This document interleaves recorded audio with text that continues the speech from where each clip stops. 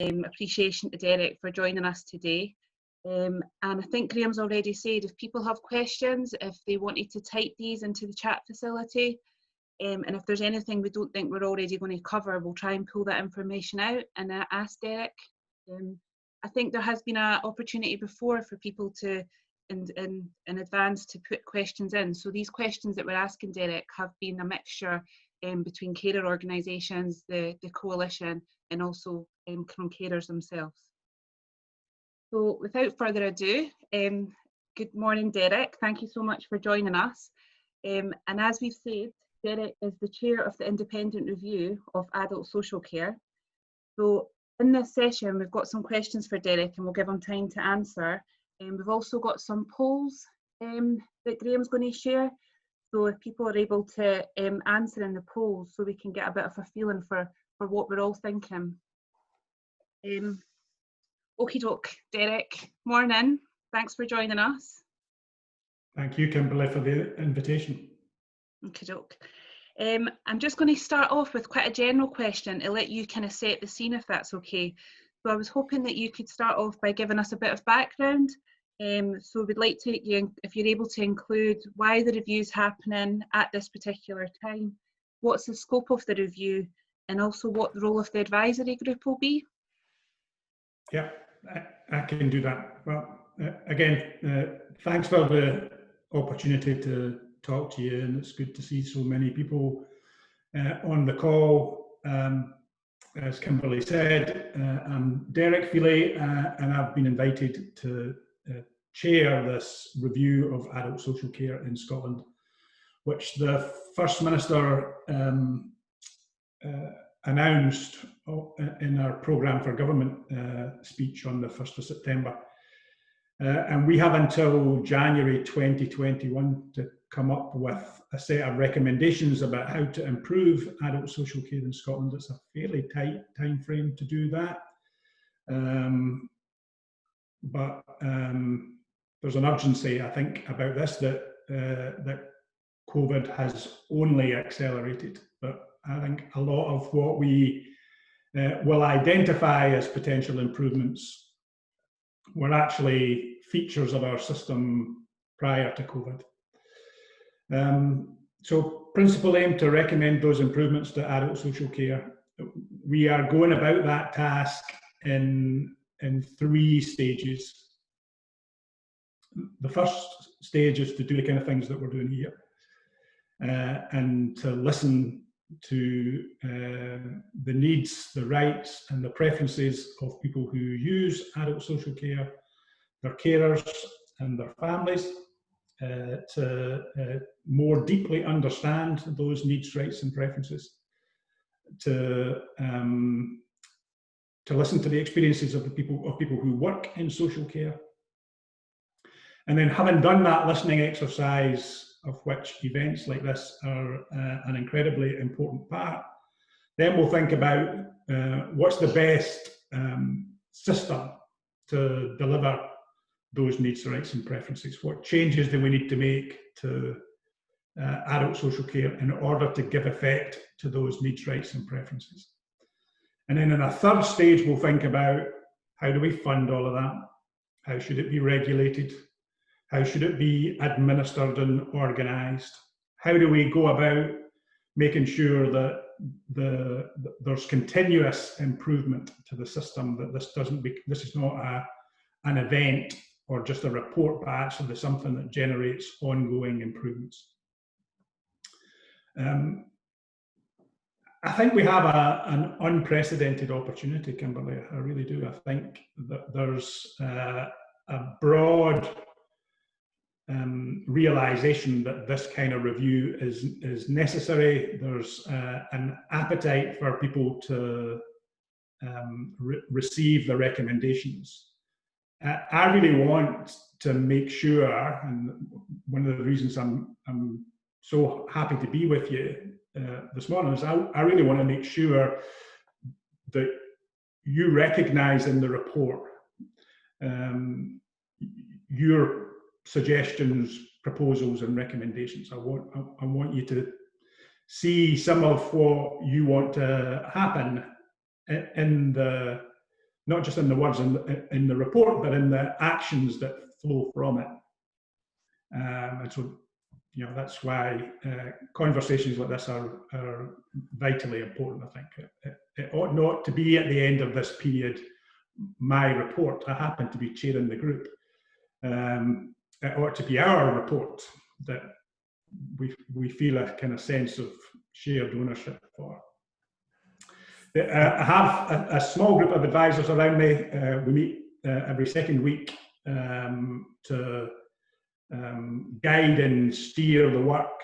But actually the bulk of my time is spent in conversations like this one,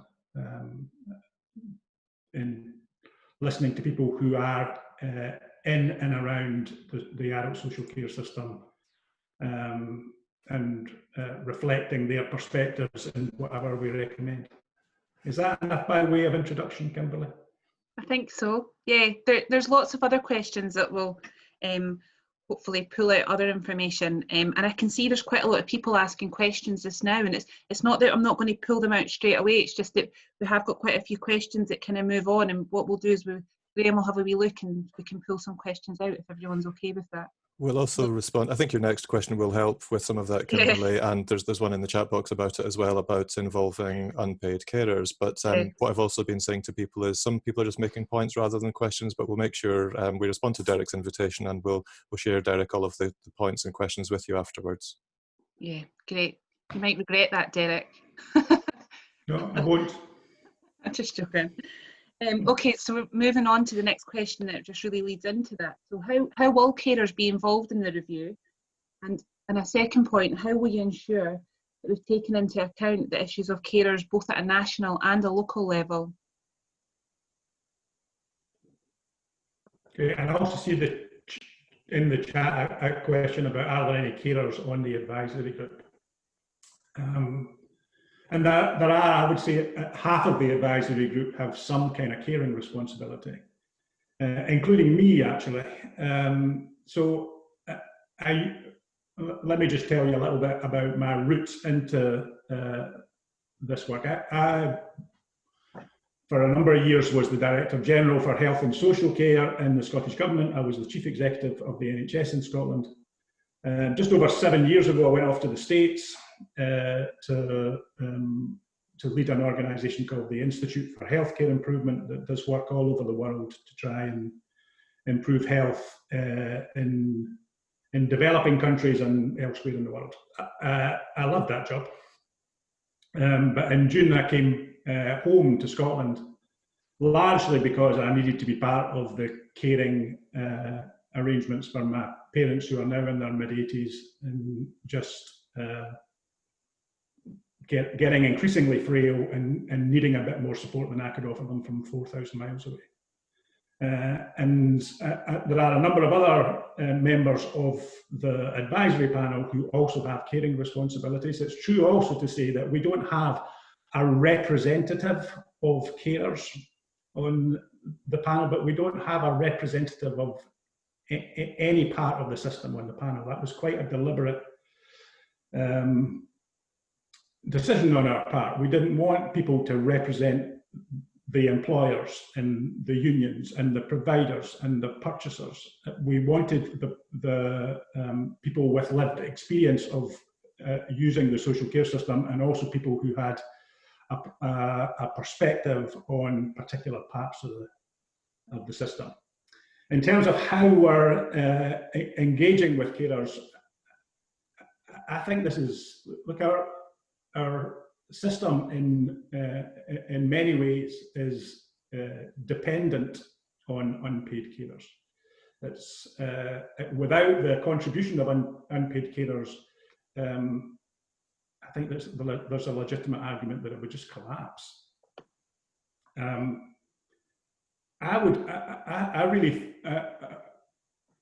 really hope that that continues to be the case, that our system is founded on a contribution from unpaid carers, because I think it's just an incredibly important part. But we must be able to support that in a more effective kind of way. I know some of I'm sure we will have some conversations about how better to do that. But I believe that it's right that unpaid carers should continue to have an important role in our systems. I think the question rather is, how do we better support them to do that? If that's the case, and we're agreed that unpaid carers will continue to have a vitally important role in social care in the future, then we need to hear their voices. We need to hear their voices now over the next few months as we're doing this work, but we also need to hear it into the future. It needs to be part of our delivery arrangements as well as our considerations of what the new system ought to look like. And so we're doing this now. We've already had an event sponsored by the Health and Social Care Alliance that involved carers. I've got the Carers Collaborative Forum with the carers who are involved in the integrated joint boards coming up. I've got a meeting with Carers Centres managers, a meeting with the Carers Collective. I've got a meeting of the Carers Parliament on the 16th of November. And so I've got a series of conversations with carers over the next 4 or 5 weeks. I think I've got 5 or 6 meetings with various either organisations or individuals who have caring responsibilities over the next 5 or 6 weeks, and that to me just seems like such an important thing for us to do. So I am spending a lot of my time in those conversations, doing exactly the opposite of what I'm doing just now, which is listening rather than talking. I have a guiding principle: you have 2 ears and 1 mouth. This is a time to use them in that proportion.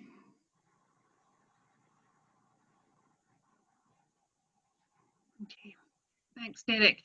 Just moving on from that, it's obviously always important, but I think at the moment, especially with COVID, do you have a plan to involve carers, unpaid carers from rural areas, and also carers that are digitally excluded?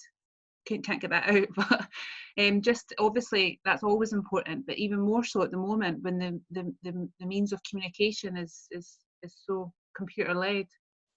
We've also just had a request for clarification of terminology, that we're talking about unpaid carers. So when we were saying carers today, that's shorthand for unpaid carers. Yeah. Thank you. It's an important clarification, and that's what I was talking about. I think your point about having to do all of this virtually and to be cautious about rural exclusion or digital exclusion is an important one. We have no choice other than to do this digitally, given where we are. There's nothing I would like better than for us to be sitting in the same room having this kind of conversation, but that's just not a facility that's available to me. There's nothing. When I was the chief executive of the NHS in Scotland, I made a point of getting out and about to rural parts of Scotland to see services firsthand. It's just not an option for us at this time. There's a range of ways that people can contribute to the review. They don't have to take part in digital meetings like this. People can and are already sending us submissions. There's a secretariat inbox. There's a website for the review that people can post comments to. They can write to us. So we'll try and get to as many people as we can, Kimberly. But it would be foolish of me to pretend that we're not somewhat limited by the environment within which we're having to do this work. Yeah, thanks, Derek. So the next question, we're going to have a poll as well for people to answer. So if it's okay, I'll ask Derek the question and then I'll tell people, well, Graham will put up so you'll see it, but it'll link to the question. So as part of the independent review of adult social care, we understand there'll be a consideration of a national care service. So So what do you and the advisory group understand by that term? And if you could just explain a wee bit to us. So we're going to also poll and ask people if they think a national care service is a good idea.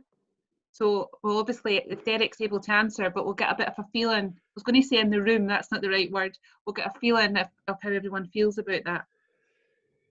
Yeah, well, I'm not sure my explanation will help your poll greatly, because you're right. Firstly, there's a lot of conversations about a national care service.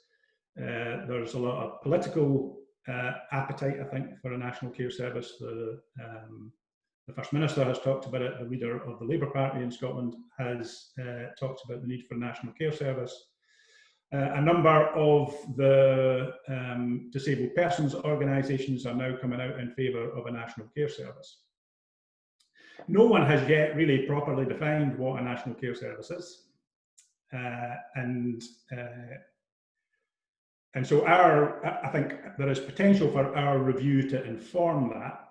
I think it's one of the reasons why it's really important that we do things in those kind of 3 stages that I talked about, Kimberly. So I think it would be easy just to leap to the third piece of that and say, okay, the answer is a national care service, and here's how it should be funded and regulated. And instead, I think the answer is, let's really understand what people need and want.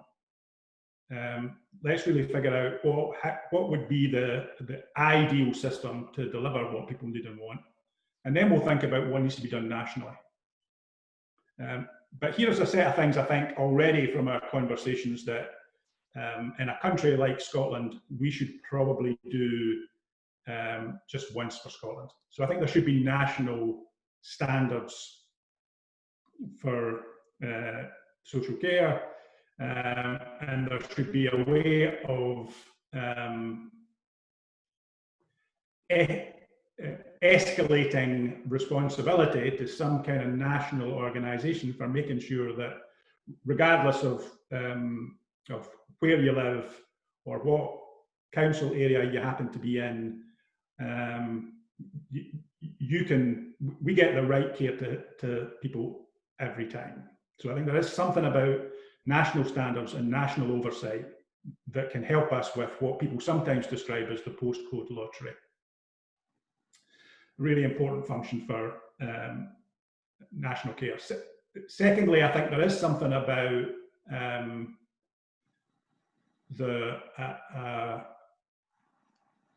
a consistent approach to the allocation of resources that might better be done with some kind of national perspective. So at the moment, we've got, just the way in which the thing is designed, we've got 30 different approaches to how social care is funded. It might make some sense for there to be one approach to how social care is funded, and an allocation that's done on some kind of adjusted formula, just so it's more transparent for everybody as to how the funds flow from an allocation from the Parliament to support for a carer. And then I think the third place where some kind of national care service might help is in the interaction with some of the other national bodies. So we have a national health service. Might it make sense for a national care service to sit alongside that and have, if you like, parity of esteem with the National Health Service? Because again, we often hear that sometimes the social care is a kind of poor relation to healthcare. Healthcare gets protected, social care tends not to be. So is there an argument, I think, for some kind of parity of esteem? Then I think there also might be some issues for people who are working in social care, some advantages for people who are working in social care if there were some national arrangements around pay and conditions, training and development opportunities. So those, I think, are the main arguments thus far, Kimberly, in favour of some kind of national approach to care. But I think there are as many definitions currently of a national care service as there are people talking about it. Everybody means something slightly different when you talk about it. Thank you. That point about the national consistency is definitely being picked up in the chat box, with a couple of particular suggestions that we'll make sure get passed to you, Derek.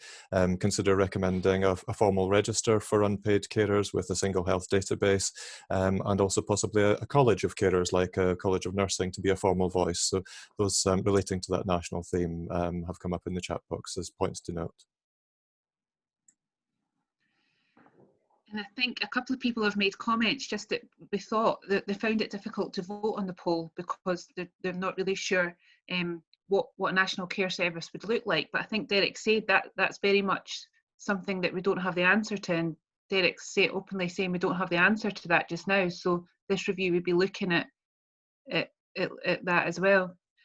Are we going to share the poll response, Graham, or are we going to wait to the end? Or oh, sorry. So I think that reflects just how difficult it was for people to answer something that they don't know, but there's some agreement that it could be a good idea. I think perhaps because of that consistency that's being described. Definitely. And I think most people are maybe saying, I don't know, I need more information, which I think is a fair response as well. I'll save those for you. Okay, thanks, Derek.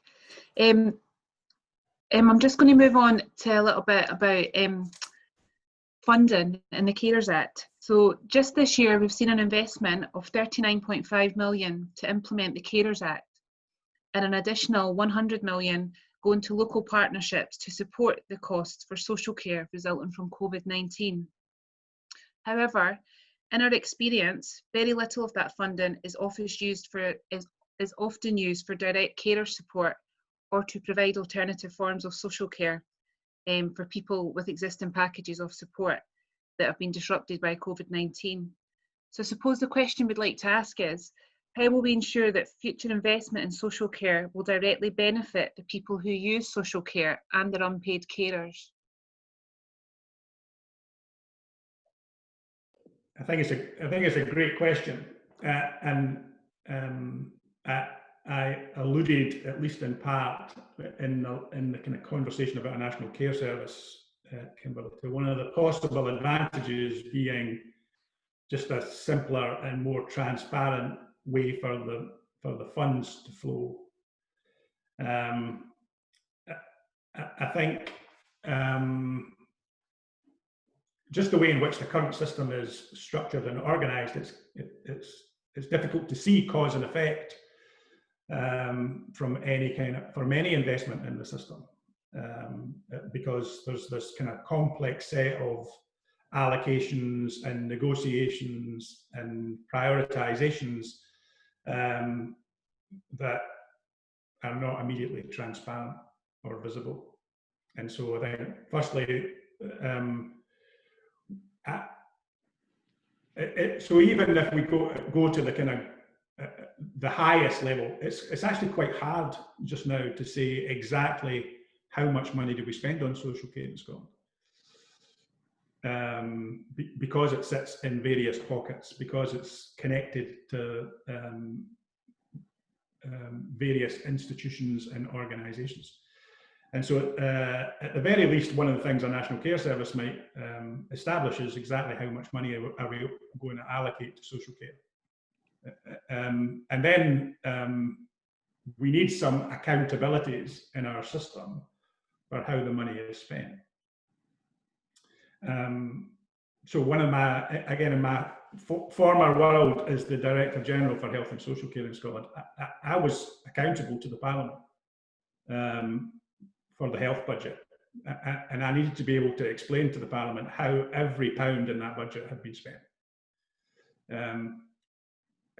That accountability was much less clear for my social care responsibilities, because I only held some of those budgets, and some of it was allocated to local authorities, and some of it was allocated to health boards, and then in due course would flow into health and social care partnerships, etc.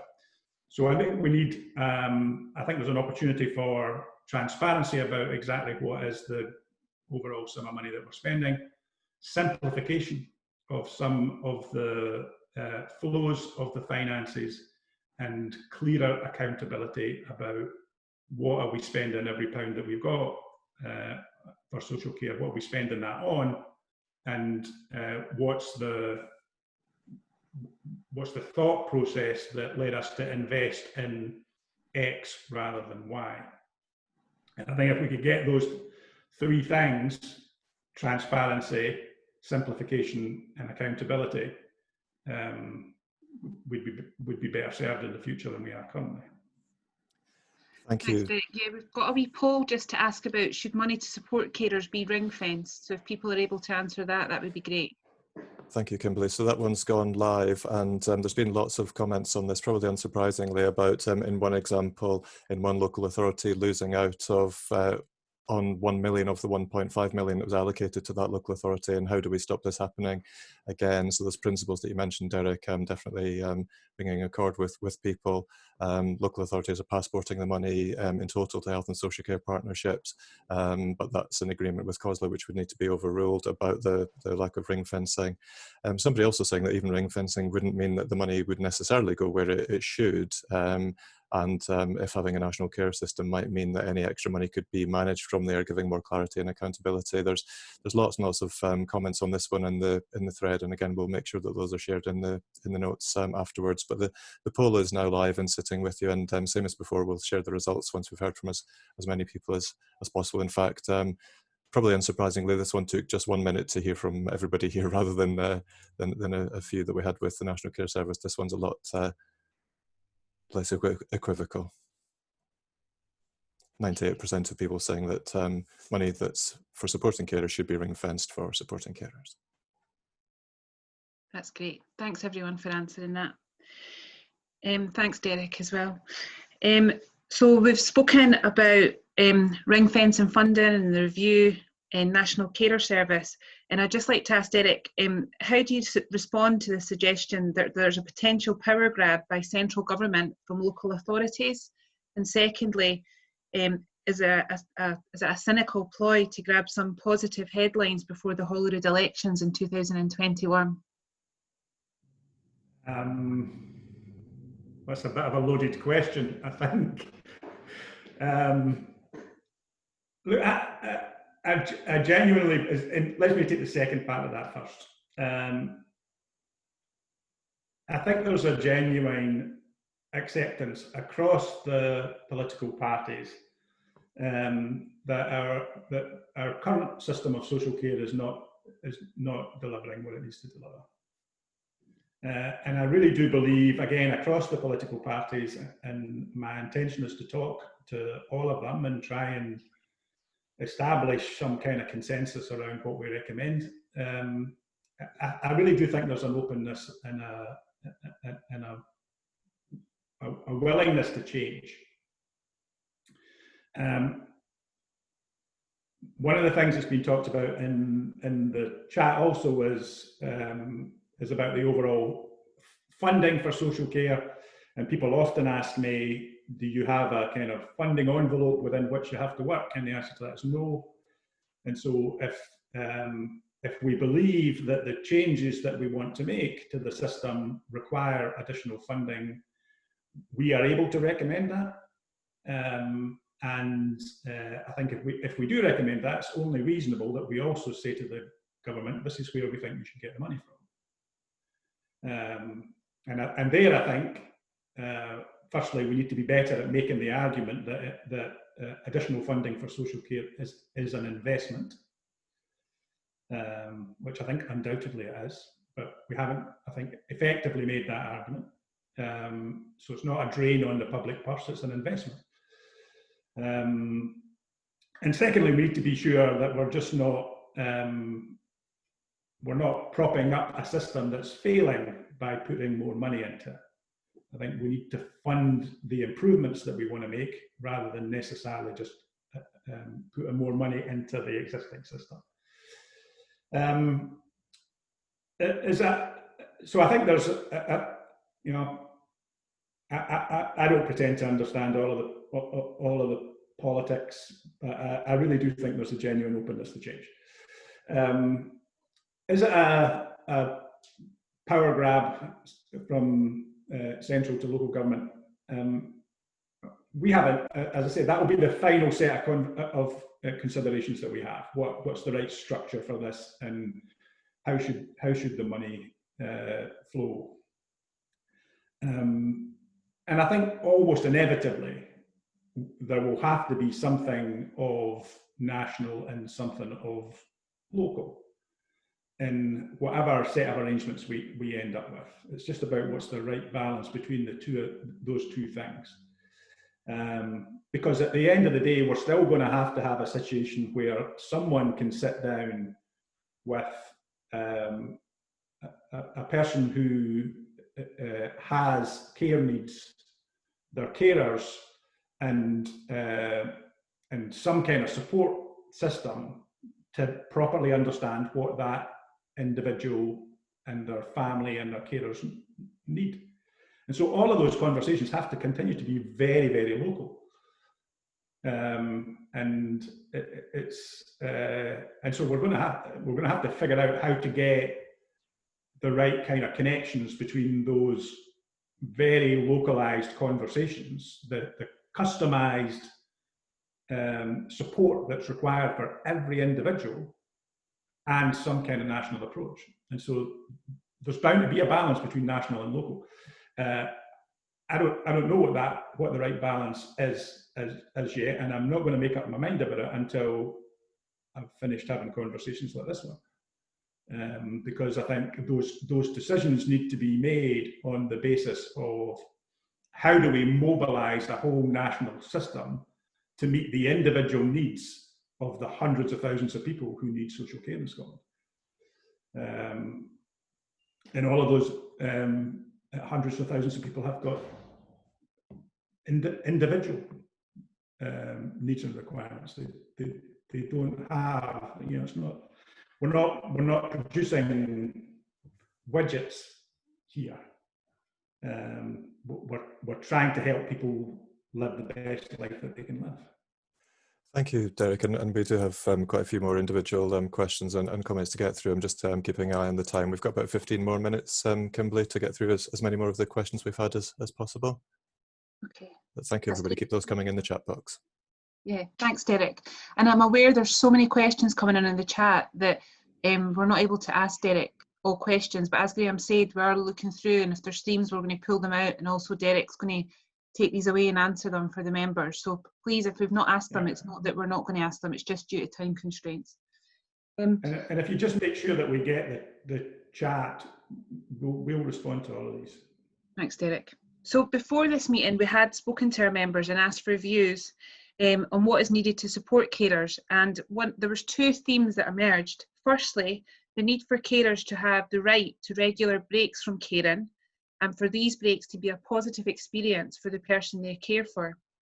Without access to short breaks and replacement care services, carers struggle to combine their caring with employment, maintain friendships and family relationships, and have a life alongside caring. So how do you intend to address this issue? And also, sorry Derek, when you're able to respond, we've also got our third poll, if people don't mind if we put that up to answer. So that should carers have a right to short breaks and replacement care? Sorry, Derek, thank you. So I would vote yes for this one. Okay. And I guess the real question is how do we make that happen? And I know at least this was part of the intent of the Carers Act.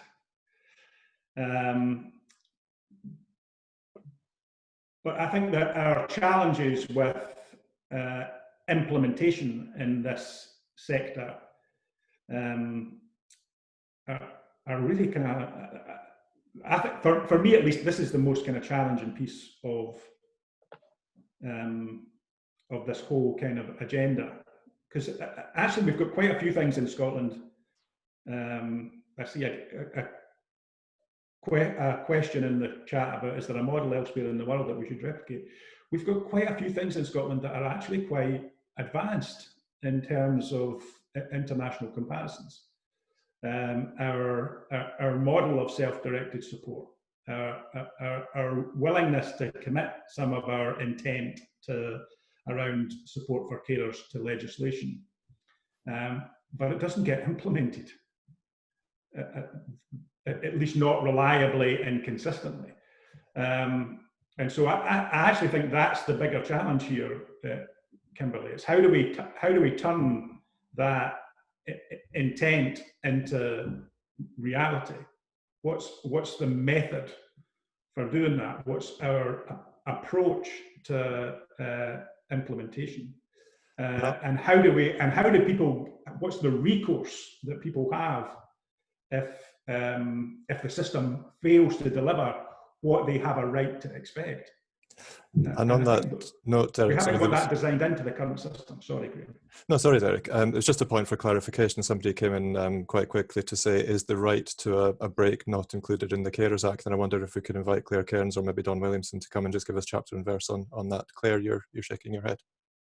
Yeah, it's not included in the Carers Act, Graham. It does say that if carers have an adult care support plan, they must consider whether or not they need a short break, but there's no actual right to a short break, which would be a much stronger duty. Thank you. We've also had a clarification from Sandy Downing in the chat as well. Thank you. Apologies, Derek, for interrupting. You were talking about the importance of implementing the legislation that we have in Scotland. Oh, you're on mute, Derek. That's I spend so much of my time on Zoom or Teams that you think I'd be used to this by now. Yeah, I think there's a kind of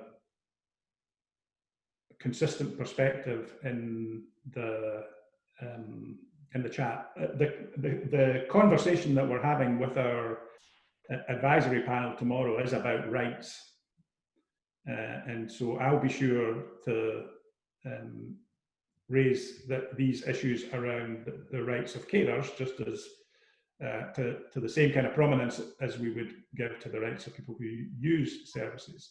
And if we have to do more, we are required by our remit to take a human rights-based approach. I'm keen to extend that human rights-based approach to a broader consideration of what are people's rights. If there's a need for us to recommend a more definitive rights-based approach, then we will do that. And at the same time, the pre-existing legislation on so many things, including breaks for carers, it enables that to happen, and for some reason it doesn't reliably. And that was my point, Graham, about implementation. I can't find a consistent approach to implementation in the sector, and I think, you know, I accept from my previous life in this world as the senior civil servant responsible for policy in this area, I take some of the responsibility for that, because I think all too often we would pass the legislation and we would issue the guidance, and often too we would publish the standards, and then we would say, just, you know, over to you. You know, there you are, delivery organisation, can you just get on with it now? And that's not enough. In territory that's as complex as this, you need to get beyond publication as your method of implementation. Of course, we need to be clear about what our expectations are. Of course, we need to give people guidance. Of course, standards are useful, but they all fall into the category of necessary but not sufficient. Thanks, Derek. Thank you. We've only got about 10 minutes left, so I've just got another couple of questions, if that's okay. So we've just spoken about themes that have came out from our members, from carers. So that was the first theme was about short breaks. The second theme that was quite loud and clear was the essential role of the third sector. So both in providing services and also advocating for carers and for people with disabilities and older people. And I think we would say quite clearly that they've demonstrated their value in the current pandemic. So I wondered if you could provide any reassurance that any changes to the social care system would enhance the role of the third sector. For example, do you plan to reform current commissioning practice that removes power from the third sector, creates uncertainty over funding and constrains innovation? Yes, we do intend to make recommendations about the way in which commissioning works. And I think commissioning is not working well for anyone at the moment. And I think it's one of our priorities for reform. And the other thing I think I would say about the third sector is, actually, I believe that the diversity of provision that we have in social care in Scotland could be one of our major strengths. The fact that we have such a broad range of provider organisations ought to give us a really kind of rich and innovative kind of way to learn. But the way in which commissioning works currently prevents that. You know, the answer to the procurement exercise all too often is more of the same. And unfortunately, the same tends to be some kind of task-based allocation of time rather than any kind of deeper understanding about what might be valuable to the individual and their family and their carer. So we really need to do something about that, Kimberly, and it's uppermost in our thoughts at the moment. That's great. Thanks, Derek. And just the last question from me before Graham's maybe pulled a couple of questions out the chat facility. How will you ensure that the review makes a long and lasting difference, and how will you measure this?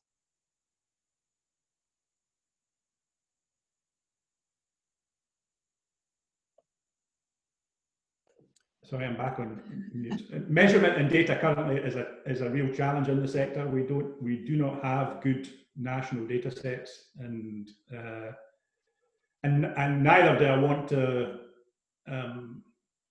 kind of submerge the social care organisations or individuals in it with a kind of huge burden of measurement. But we need to start measuring what matters to people in social care, and we need to start doing it nationally so we can reach some views about whether the system is delivering for everybody every time.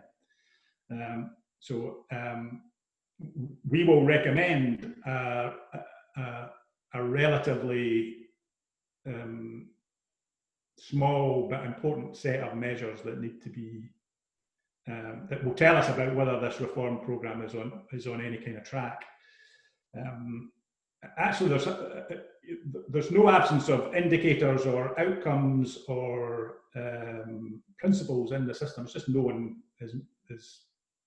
one's measuring it against them in a reliable way. It's hard to make comparisons. It's hard to view data over time. It's hard to make improvements because we rely on annual audits. And if you have to wait a year to be able to answer the question, is the change that we're making leading to improvement? Well, that's a sad state of affairs. So there's definitely something we can and should do about that. I think the best way to give effect to the first of those ambitions, which is can we make these changes meaningful, goes back to something I said right at the very start of this, Kimberly, which is I'd really like this report to be our report rather than my report. And I think if we could get a common view that the recommendations that we're making will lead to improvements from provider organisations, from the commissioners of care, but crucially from the people who receive care and their carers. If you would, and I'm not asking for this in advance, I understand I have duty to satisfy you, first of all, that these are recommendations that will take us in the right direction. But if we could speak to one voice to the politicians and the parliamentarians about what's recommended, then I think we would have a much better chance of success. I mean, I noticed, for example, a bit of commentary in the chat about sometimes the carers organisations don't speak with one voice, don't all recommend the same kind of thing. That just lets people kind of pick away at what needs to be done at the edges. And so I think that's the best way.